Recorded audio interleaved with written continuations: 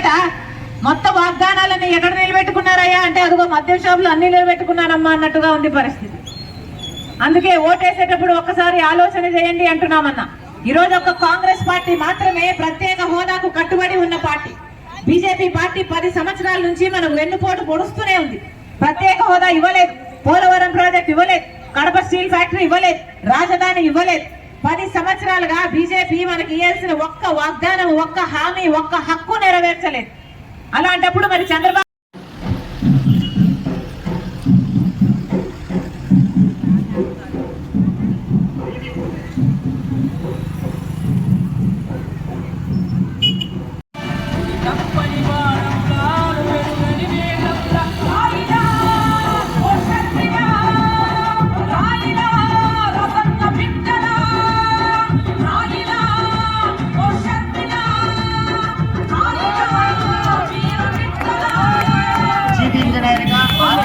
నిర్మాణంలో పాల్గొన్నటువంటి స్వర్గీయ శ్రీ పివి రెడ్డి గారి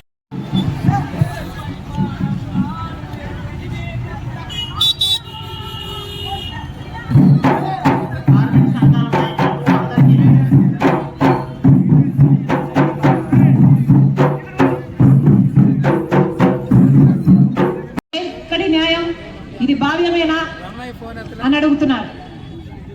పోనీ ముఖ్యమంత్రి గారిని కలుద్దాము, మా కష్టం చెప్పుకుందాము అంటే అమ్మ దేవుడినైనా కలవచ్చేమో కానీ, దేవుడైనా అపాయింట్మెంట్ ఇస్తాడేమో కానీ ఈ ముఖ్యమంత్రి మాత్రం అపాయింట్మెంట్ ఇవ్వడం లేదు అంటున్నారు.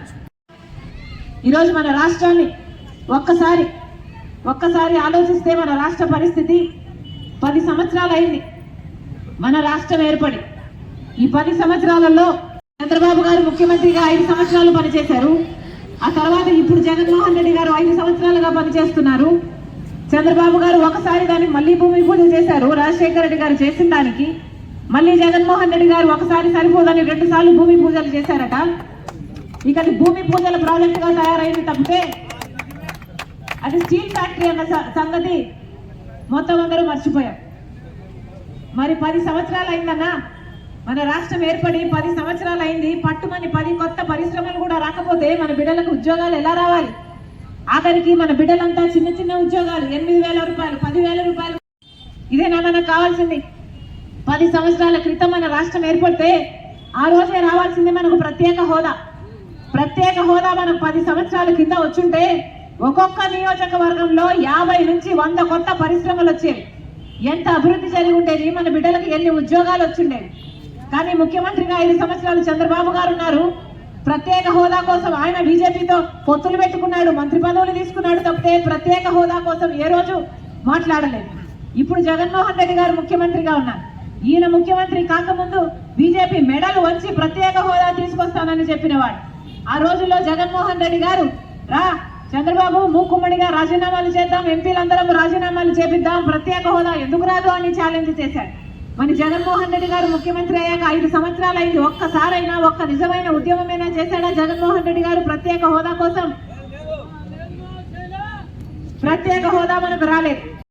మనకేముంది, ఒకసారి చంద్రబాబు గారిని ముఖ్యమంత్రిని చేసుకున్నాం, ఒకసారి జగన్మోహన్ రెడ్డి గారు ముఖ్యమంత్రిని చేసుకున్నాం. చంద్రబాబు గారేమో అమరావతి సింగపూర్ అన్నాడు, భ్రమరావతిని చేశాడు, ఒక్క పర్మనెంట్ బిల్డింగ్ కూడా కట్టలేదు. ఇక జగన్మోహన్ రెడ్డి గారు ఒకటి సరిపోదు 3 కావాలన్నారు. కోట్ల ధర స్థిరీకరణ నిధి ఏర్పాటు చేస్తాను, మద్దతు ధర ఇస్తానన్నాడు జగన్మోహన్ రెడ్డి గారు. ఒక్క సంవత్సరం కూడా 3,000 కోట్లు పక్కన పెట్టలేదు. 4,000 కోట్లతో పంట నష్టపోతే ప్రతి సంవత్సరము పక్కన పెడతానన్నాడు. ఒక్క సంవత్సరం కూడా 4,000 కోట్లు. హస్తం గుర్తు, రాజశేఖర రెడ్డి గుర్తు, ఆశీర్వదించండి అన్న. జోహార్ వైఎస్ఆర్, జోహార్ వైఎస్ఆర్, జోహార్ వైఎస్ఆర్. హస్తం గుర్తుకే, హస్తం గుర్తుకే, హస్తం గుర్తుకే అన్న. గుర్తు ముఖ్యం అమ్మా, గుర్తు ముఖ్యం అమ్మ. చేయి గుర్తు, చేయి లేకపోతే ఏమీ లేదు. అవునా? ఆశీర్వదించండి.